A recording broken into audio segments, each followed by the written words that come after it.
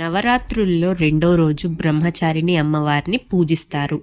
శైలపుత్రిగా పుట్టిన పార్వతి చిన్నప్పటి నుంచే శివుడిని భర్తగా పెళ్లి చేసుకోవాలని నిర్ణయించుకుంటుంది. అందుకోసం ఆమె కఠినమైన తపస్సును మొదలుపెట్టింది.